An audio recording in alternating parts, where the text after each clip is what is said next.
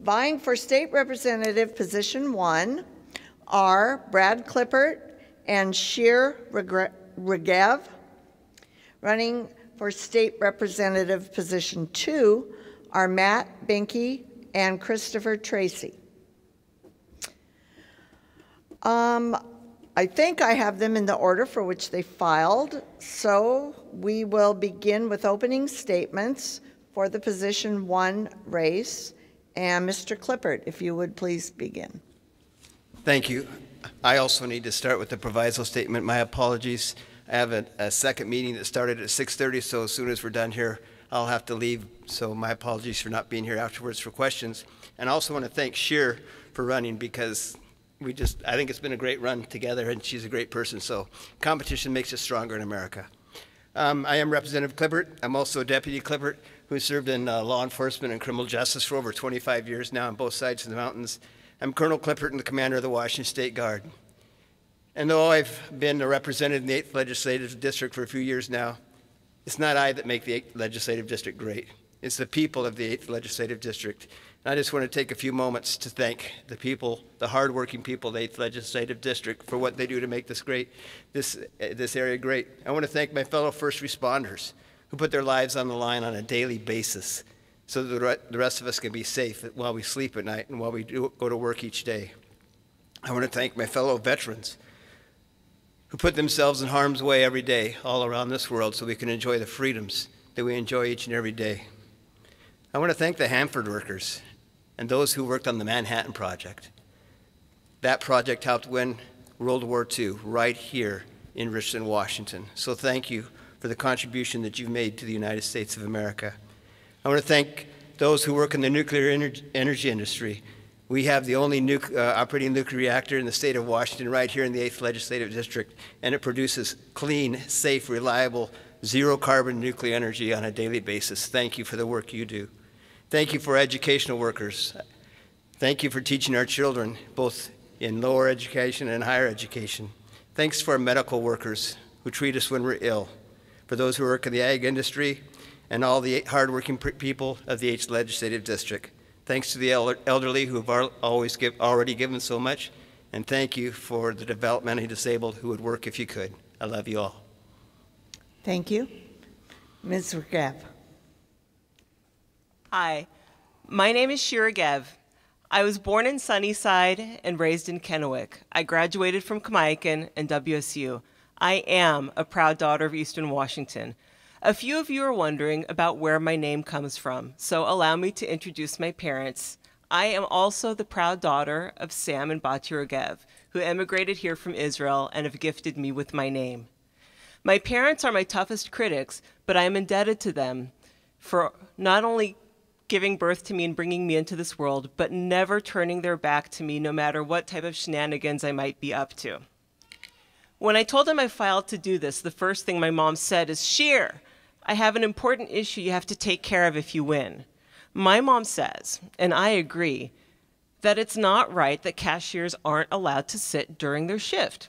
She asked a cashier at her favorite grocery store why that is, and was told it's because it looks unprofessional. My grandmother was a cashier, so I know it takes a special person not only to ring up your groceries, but also find something to talk about. People here who do the shopping for your families know a good cashier can sometimes make a bad day bearable with their smile or a kind word. Imagine how it must feel standing on a concrete floor for 40 hours a week. It would hurt. My mom is very bothered about this, that a business would place something so superficial above the well-being of its employees, and has not been shy to tell me about this all summer. So I was raised to see how even something as simple as being able to sit or stand or buy flowers or use a bathroom can have a big impact on somebody else. I was also raised to understand that it doesn't matter if you are the business owner or the cashier. We are all an important part of our community. We deserve to be seen, to be respected, to be valued. I learned those values here in Eastern Washington: dignity, compassion, and respect are not the intellectual property of Seattle. They are our East Side values and the values I will take with me to Olympia in order to work with you on making our community a place where we can all thrive. Thank you. Thank you. Okay, now we'll turn to position 2, and Mr. Binky, your statement. Good evening. Thanks for being here.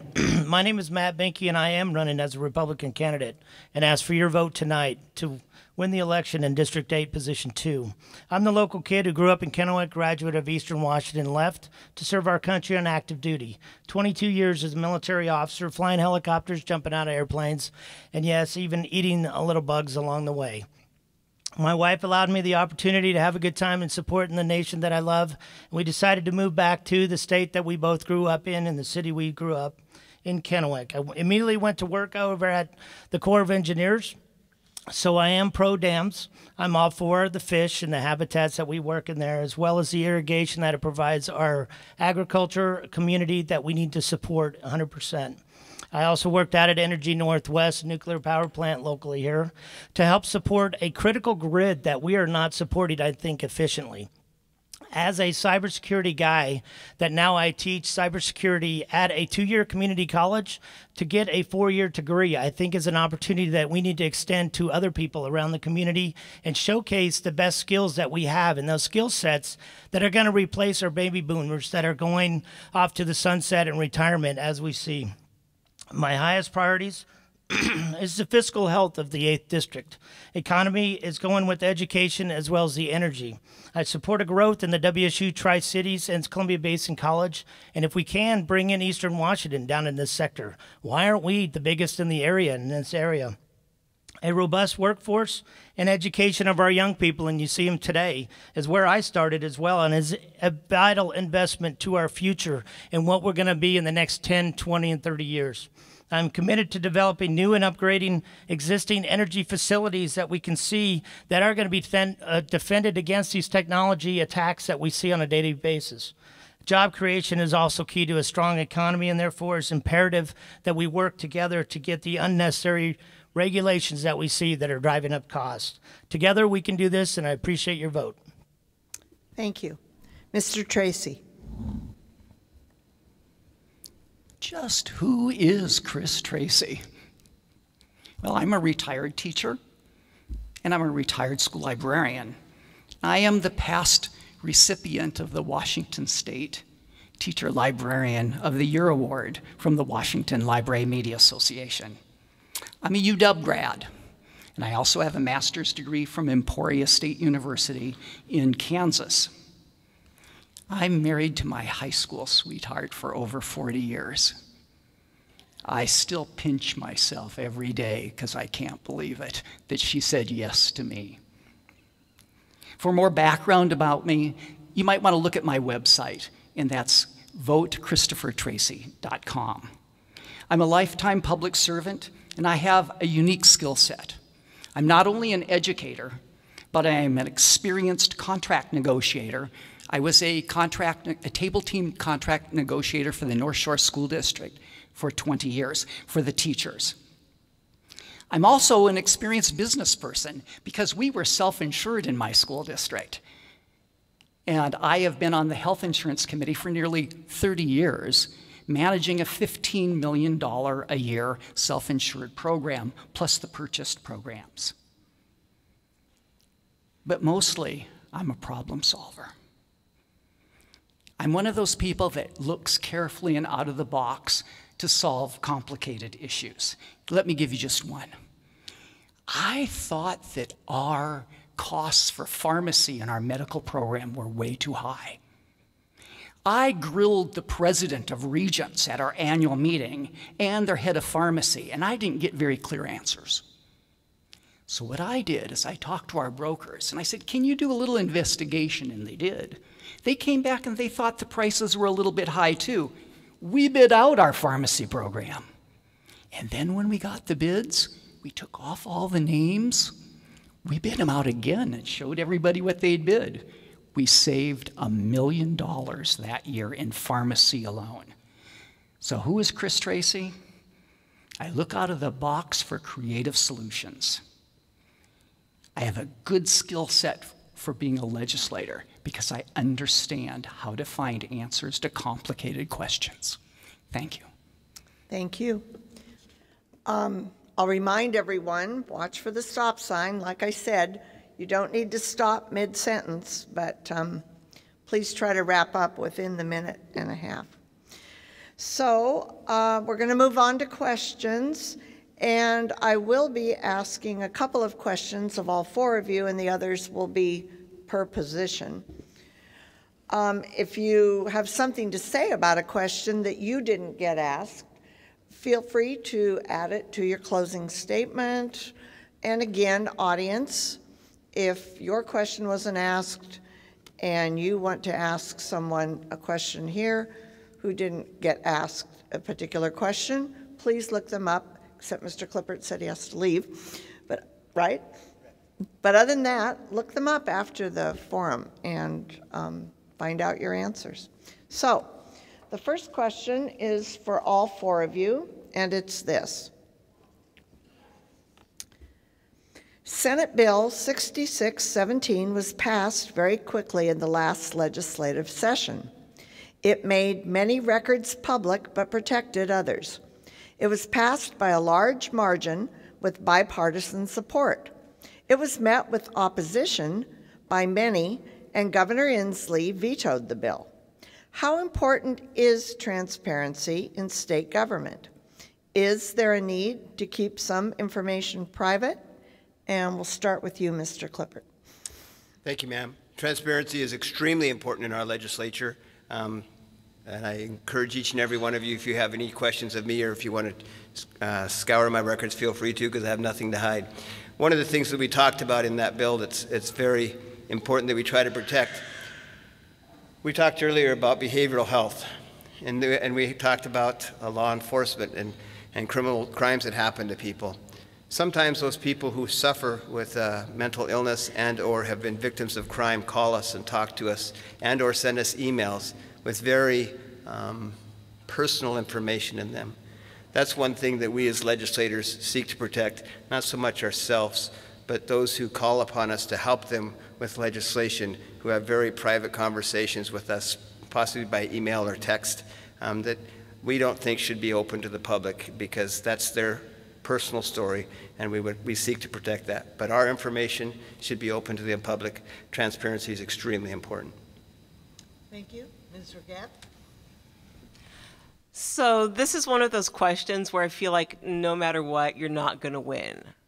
But one of the things that I said during the, I guess, discussion that we had with the Herald editorial board is I really do feel like privacy needs to be the exception and not the rule. It's called public office for a reason. We're called public servants for a reason.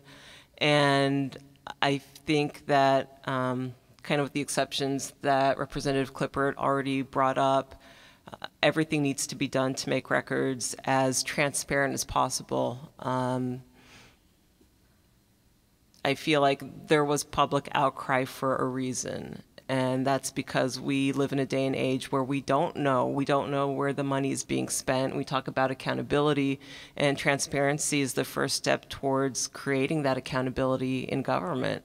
So it's like I said, you can't win. Like one of the things we learned over the summer with the Kavanaugh hearings, that was a case where somebody went in confidence to their representative, and we all know how that played out on the national stage.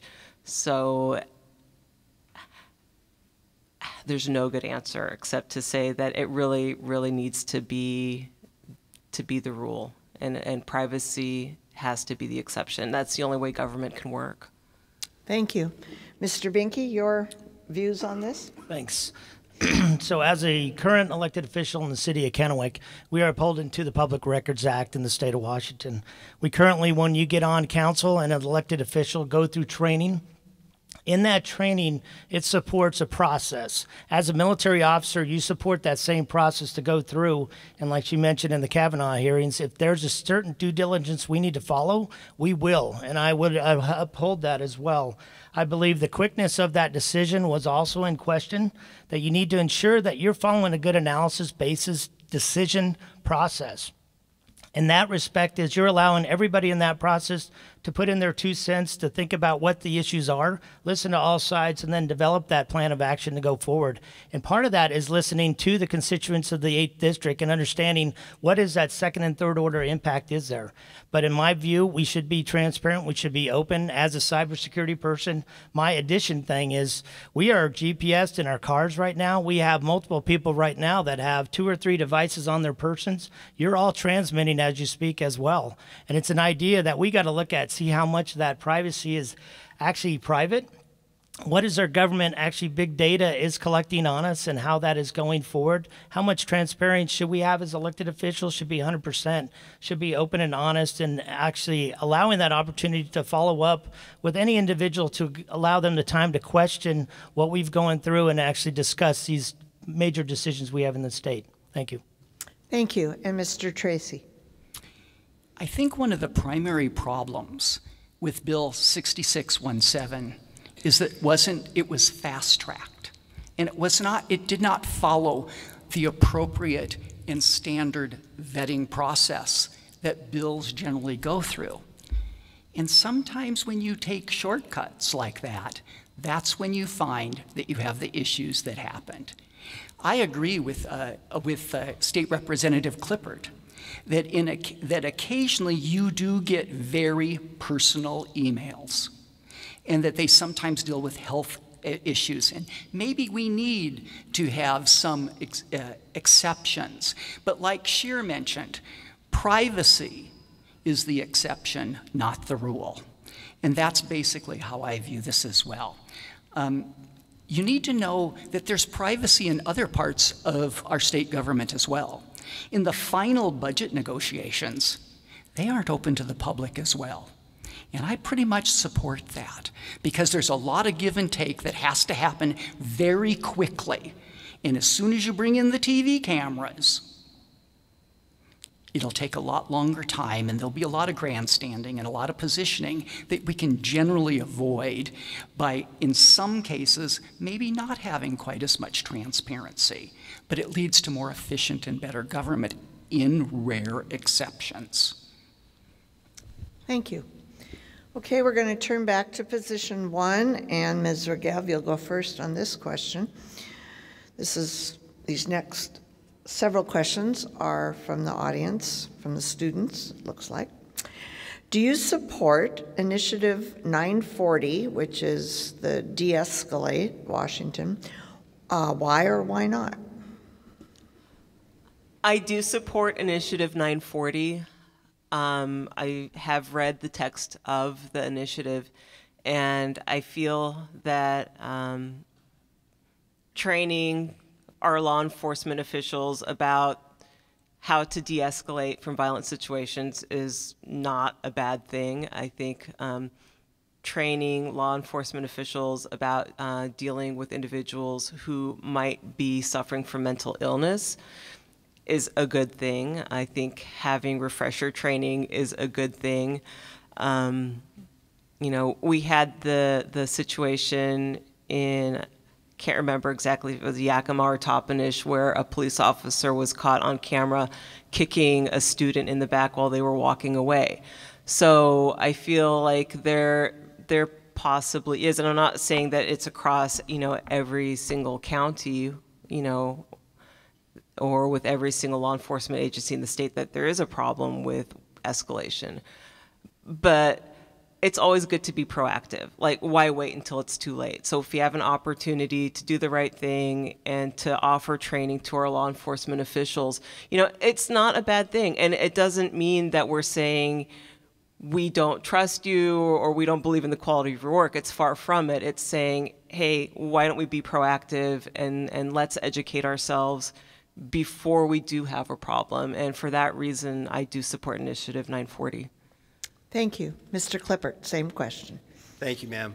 I absolutely positively do not support Initiative 940. Here's one of the main reasons why. Just a few days short of the end of the last session, I was in House Rules room with probably 45 other people. And for lack of a better word, and sensitive to the timer, we had both sides of the aisle represented there. from ACLU to Washington Association of Sheriffs and Police Chiefs, from Fraternal Order of Police to defense attorneys, approximately 45 people in that room, and we all agreed that House Bill 3003 was the agreed upon language that we could agree upon except for two, and they were on the law enforcement side, not on the other side. So I asked the question that day specifically to de-escalate and to the ACLU. If I support this bill, will I see Initiative 940 on the ballot this fall? And their response was to me, no. I said, are you sure? Can you promise that? I can promise that. I can guarantee you have got the support of each and every one of us on House Bill 3003. Okay. So I supported it, and so did the majority. And now, because it was taken before the Supreme Court and they did not honor that decision that was bicameral and bipartisan, we are now going to see Initiative 940 on your ballot this year, and that is just wrong because we had agreed upon language. Thank you. Thank you. Okay, turning to position 2, a somewhat related question from the audience. And Mr. Tracy, you will go first. What are your thoughts on gun control? And there is an initiative, 1639, that has to do with that on this ballot.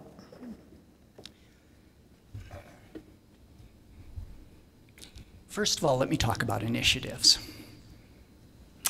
How many of you have $25 car tabs? How many of you have seen the class sizes go down in grades 4 through 12? How Mr. Clippert is running for re-election. Didn't we pass an initiative that had term limits?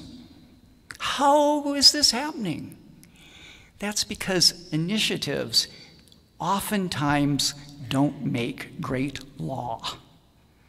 And that's one of the reasons why a lot of times I tend to side against government by initiative. Not because of any other reason, but it doesn't create oftentimes very good law.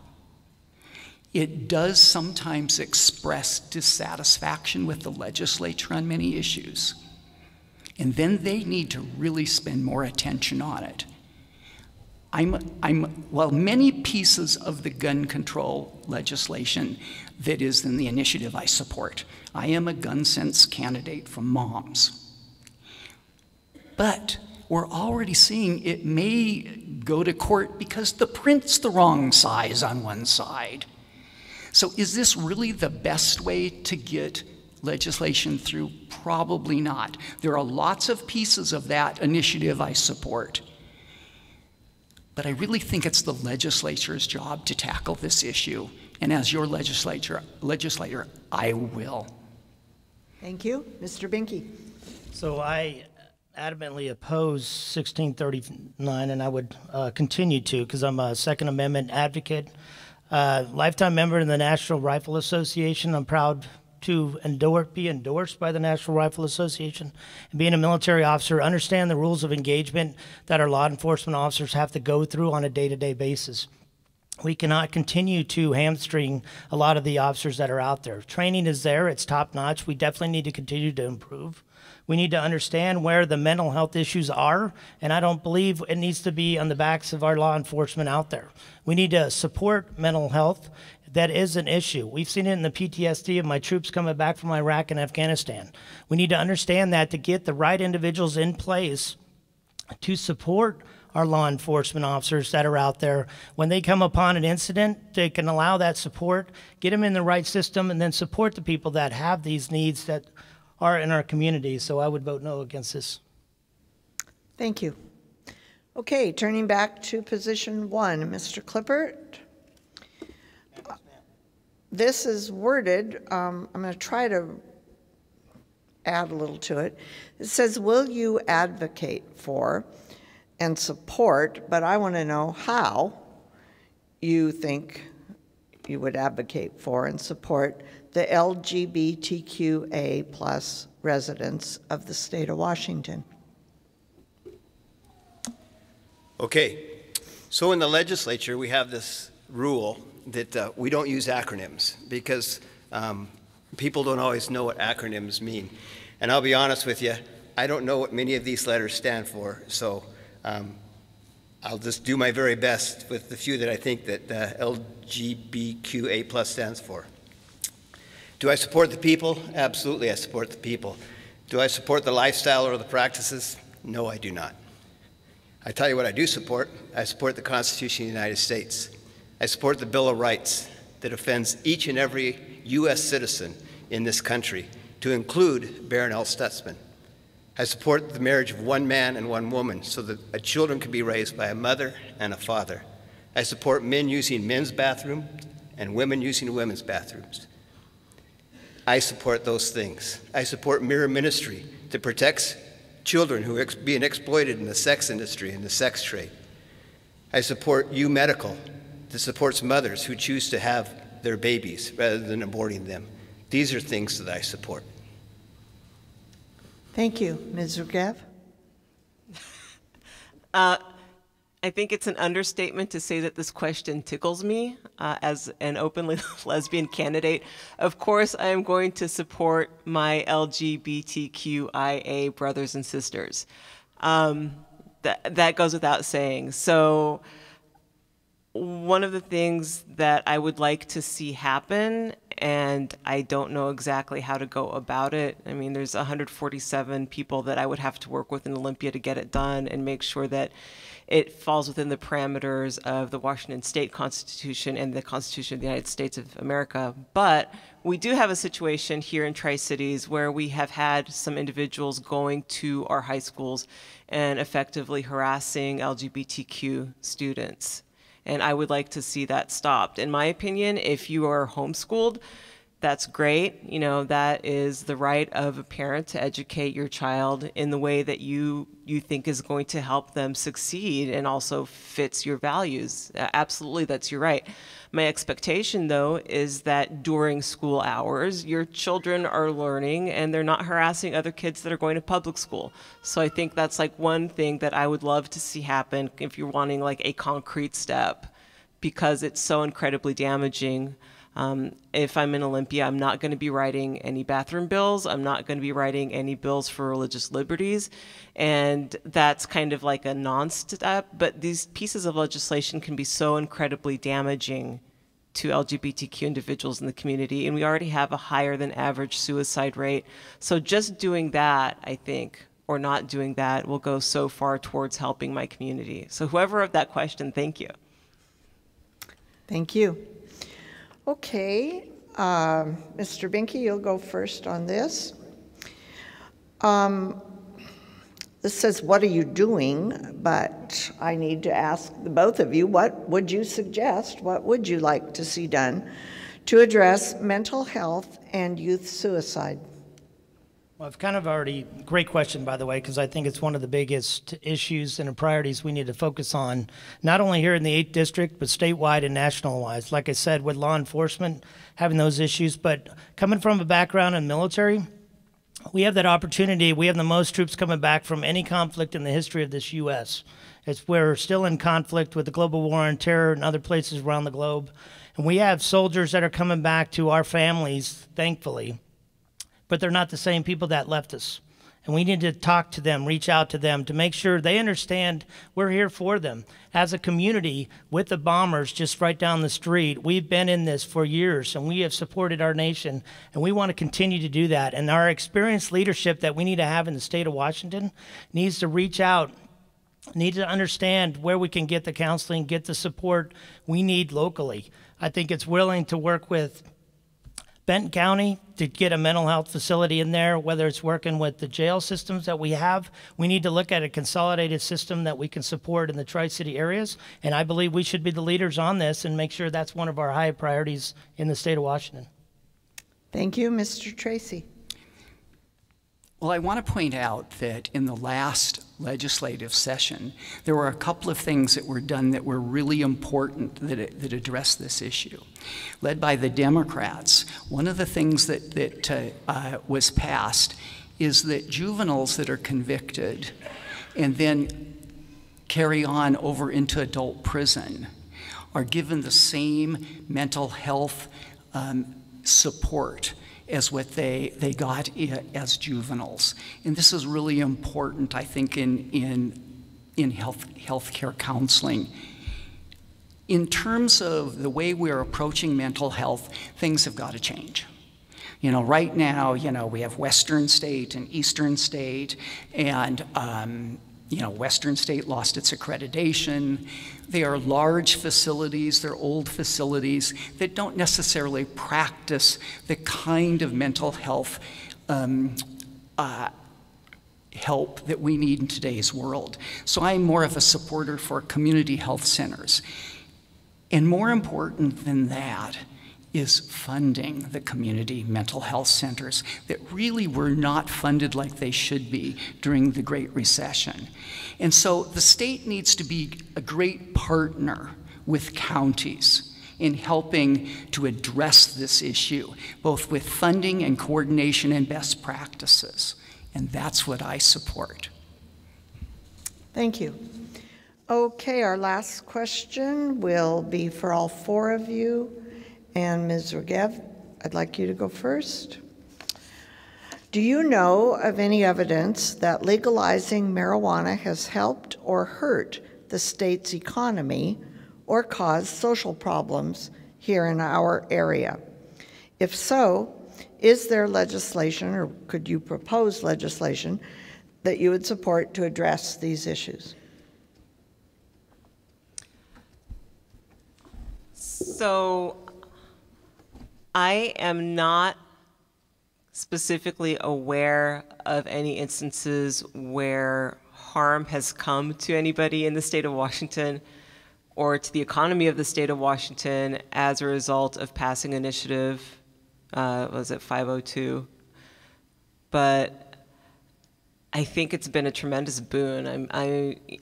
I'll just own it. I am 420 friendly. I work at Hanford, so I can't enjoy some of the legal rights that other people in the state of Washington enjoy, but that doesn't mean that I oppose it. I feel like it helped people come over as pot tourists, so increasing tourism to the state is great. We've created new industries. We're one of the cutting edge states. We're at the forefront of all of this. And it's a new revenue stream. I mean, we've generated millions and millions of dollars in tax revenue that large parts of our community don't benefit from the tax revenue because of the pot moratoriums. So in that respect, I think that it's hurt a little bit because we're left behind. I mean, the only thing that came up during our Kona forum is I think we tax it too heavily. So as far as like legalizing marijuana to create a deterrent to black market drugs, in that regard, maybe we failed a little bit because we're taxing it a little bit too high, and driving to Findlay or Prosser might be a little bit more than some people are willing to do, but I don't see any negative coming from it, if I'm being honest. Thank you. Mr. Clippert. Thank you, ma'am. Have I seen any evidence that has hurt or helped our economy or our social issues? Absolutely, positively, yes, I have. Over and over and over again. As a law enforcement officer and a school resource officer for 2 different school districts, I've seen the great harm that it's brought to our students. I was in one of my schools the other day where the juvenile detention parole officers came to see the student and asked for a urinalysis. And he said, no, I'm not going to give it to you, it'd be hot anyway. And I'm telling you, ladies and gentlemen, that drug's not helping that young man pass school. He doesn't care. And his life is not a successful one in the educational process due to his addiction to marijuana. And the response to you when you ask them why, because you tell them that, remind them that it's illegal for them, it's legal in Washington State. That's their attitude. And so it's hurting our young people tremendously. I've seen it destroy marriages. I've seen it destroy individual lives. Let's talk about the economy. So I keep hearing about what a great revenue stream it is. Okay, so what is one of our highest budget items? Is Medicaid a high budget item? And what do we do with Medicaid? We help people with their medical issues, right? Do you know that marijuana has 60 to 70% more carcinogens in it than a tobacco cigarette? 60 to 70% more carcinogens. And I just heard on 610 AM that lung cancer is still the #1 killing cancer in the United States of America today. So we're hurting our economy. It's doing more damage than it is good. Thank you. Mr. Tracy. Well, I voted against the initiative to legalize marijuana, but I do accept the will of the people. And in the last biennium, it generated $262 million in taxes. And where were those taxes spent? Well, they helped provide the state's share for Medicaid. And over the next biennium, the marijuana taxes are expected to grow by $76 million.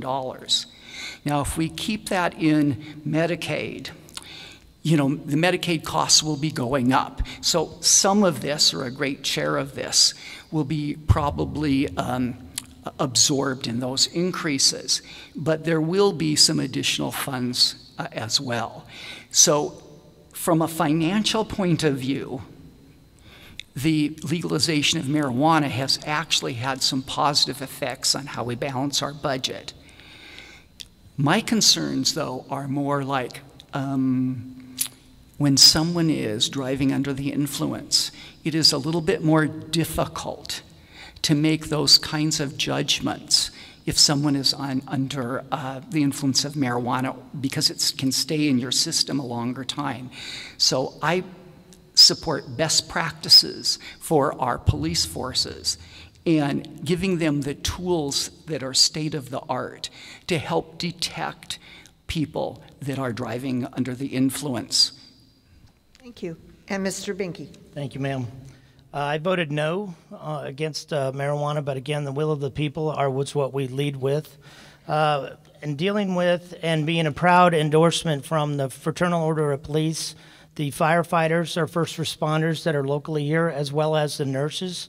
We've discussed this issue in several forums throughout this campaign, and they all came back to me and said, we need more support in public safety. And I think that's an agreement across the board, whether it's Democrat, Republican. I think the economy, as we see some of the numbers fluctuating as it's going, a lot of that is the way I would recommend restructuring the tax structure on how it's going to the state and giving more back to our local offices and officers that are supporting this in our counties and areas as well.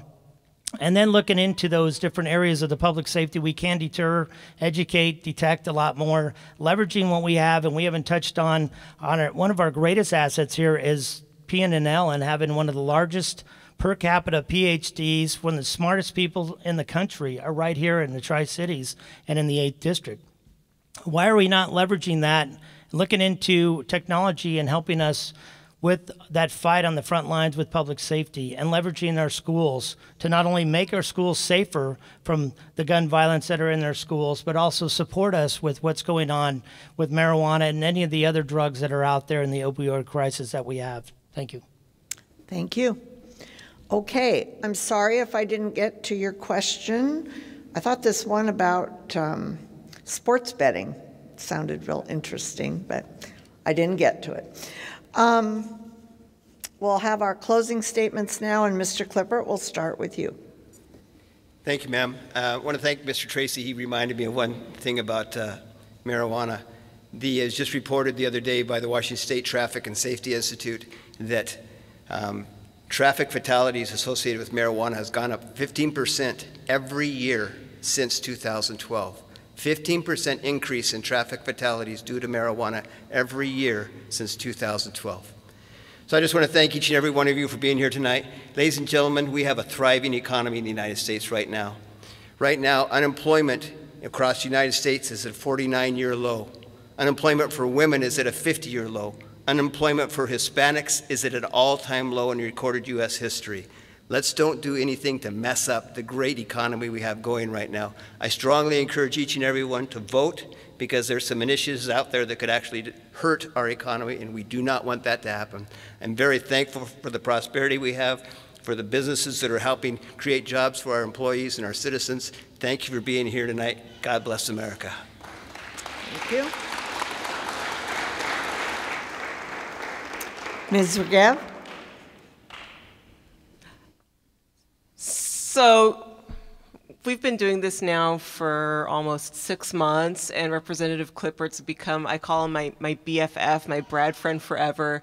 And when you start this, you kind of don't know what's going to stick with you. And what's kind of become my mantra for the last almost 6 months now is actually a quote from the Jewish scholar Hillel. And the Herald ran part of it. If I am not for myself, who will be for me?